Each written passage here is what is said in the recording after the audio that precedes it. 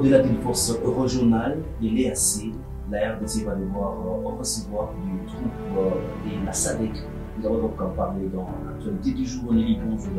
Bonjour Blaise Bassabossé, bonjour à tous les téléspectateurs. La décision est prise, la force de la SADC va devoir se déployer en Elle est tombée lundi à l'issue d'une grande rencontre qui s'est déroulée du côté de Windhoek. Nous sommes du côté de la Namibie où les chefs d'État de cette région de développement se sont rencontrés pour tabler sur la situation sécuritaire dans l'Est du Congo. Nous allons faire focus par rapport à la situation au décalé. Pour commencer, il faut le dire qu'une équipe du mouvement Impost va devoir se rendre dans ces lieux. Ça sera une opportunité pour faire vivre en direct les événements, pas les événements, mais les conséquences de ces problèmes d'ordre climatique, environnemental rapportés dans cette entité. Beaucoup à découvrir, des vidéos à suivre, des réalités sur le vécu des habitants du Nord Kivu et Kivu sont à suivre sur la chaîne Kivu Morning Post. Vous êtes nouveau sur la chaîne, n'oubliez pas de vous abonner.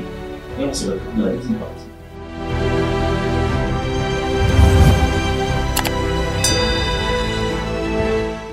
Commençons et ouvrons cette actualité du jour par cette information. En tout cas, c'est tombé comme un cheveu dans la soupe.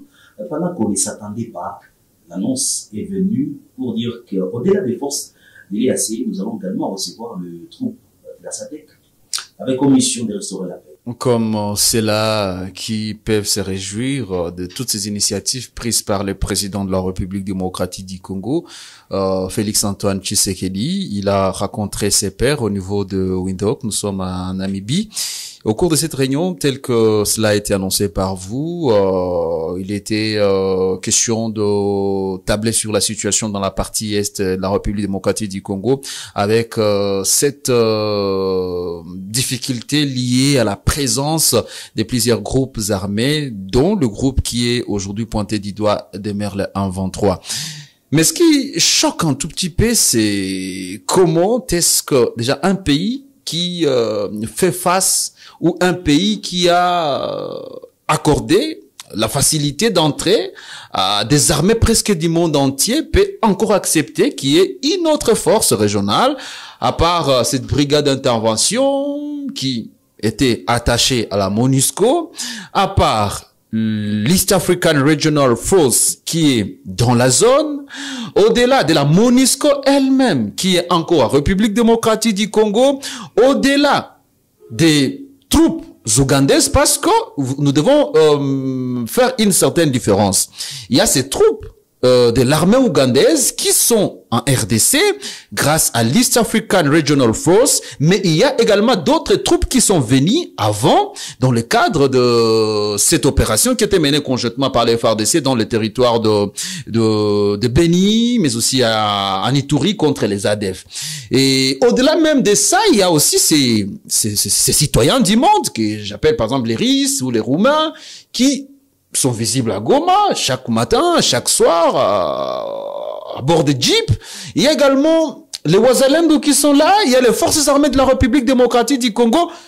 Au finish, on se retrouve dans une cacophonie qui ne dit pas son nom. On se demande comment est-ce que la RDC arrivera à travailler sur la coordination de toutes ces opérations militaires. Et donc, cette paix qu'on est en train de vouloir rechercher, cette stabilité qu'on recherche dans la partie est de la RDC, risquerait d'être utopique. Alors également, il y a quand même Francine Moulomba qui a réagi par rapport à cette question. Il est sénatrice en RDC, qui pense quand même qu'il faut d'abord un retrait de la force de l'EAC avant d'autoriser le déploiement des troupes de la SADC.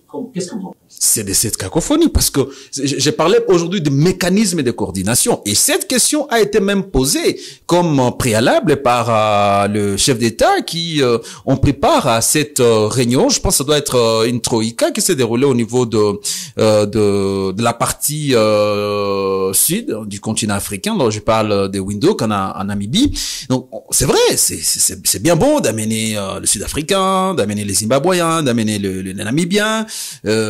Mais au finish, comment ça va se faire sur terrain concrètement? Parce que ces troupes vont venir du sais pas, de la partie sud, ils vont venir jusque peut-être dans le nord Kivu, parce que c'est ici où on parle un peu plus des problèmes d'insécurité, les groupes armés, les M23. Mais lorsque ces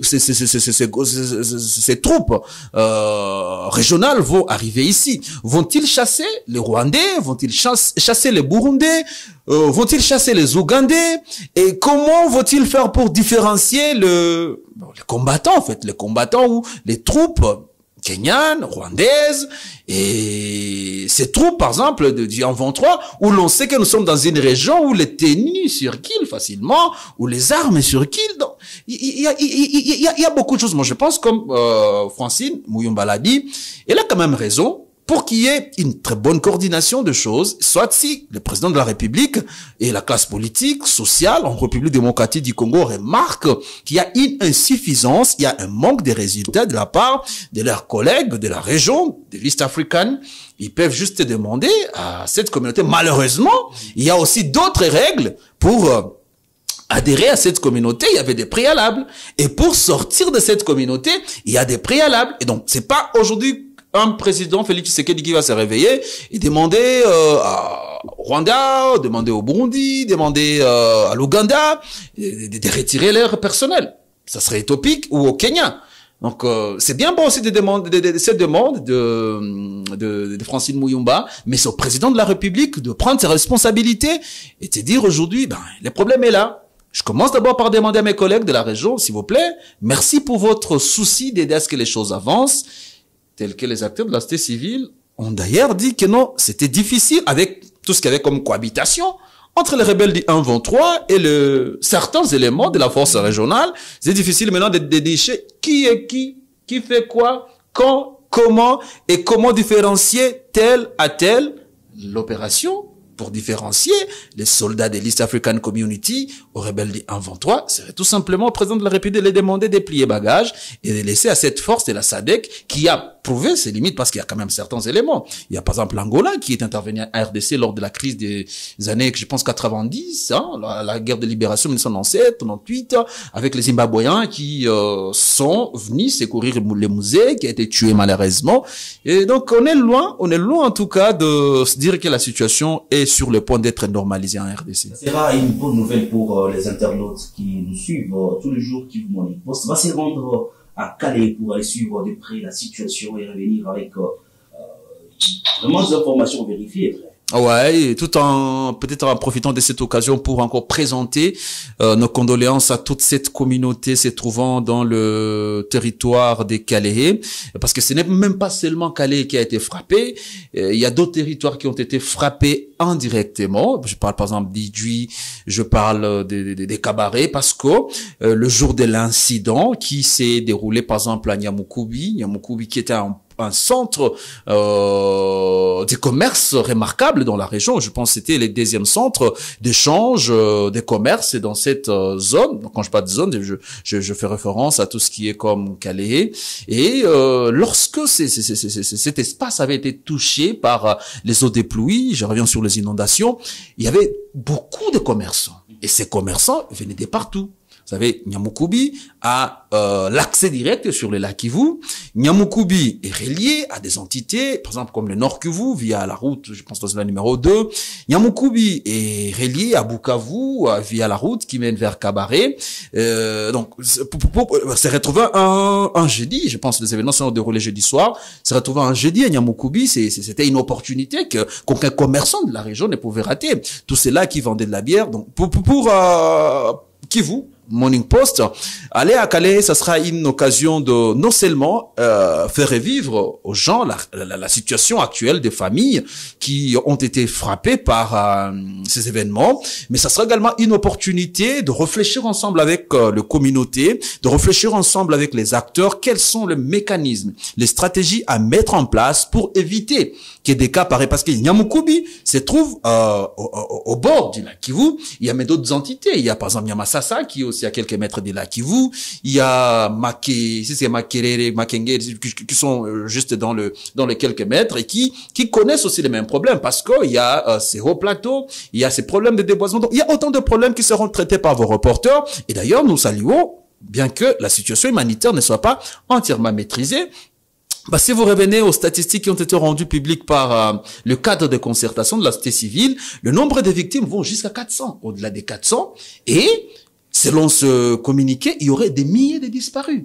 Et j'ai même mis le temps de discuter avec certains collègues qui sont sur terrain. Et quand je parle de collègues, ce sont ces gens-là qui travaillent dans la défense, dans la matière de défense des droits humains, qui parlent quand même des situations difficiles. Donc, avec Kivu Morning Post, mesdames et messieurs, vous aurez donc le temps de tout revivre, de tout comprendre, de réfléchir. Et ensemble, peut-être, allons vers la proposition des recommandations qui serviront aux autorités, des boussoles, pour permettre à ce que la région se retrouve dans un calme total. Ça sera donc une occasion à ne pas rater, mesdames, messieurs. Vous savez, les secrets est simple. Abonnez-vous à la chaîne pour suivre les vidéos qui seront tournées en direct des Calais. Merci beaucoup, René Tibonera, d'avoir été avec nous dans cette rubrique actualité. Et surtout, merci aussi au gouvernement congolais parce qu'il a déboursé 2,5 millions de francs congolais pour chaque famille victime des inondations dans la partie de Calais. Espérons que les actions seront concrètes sur terrain. On aura tous les temps, en tout cas, de palper cette réalité. Merci à Egid Massirika, merci à Chadabao qui nous a accompagnés à la partie technique. La logistique, bien assurée par Bienfait Mugabo. On se retrouve très prochainement avec un plaisir. Portez-vous.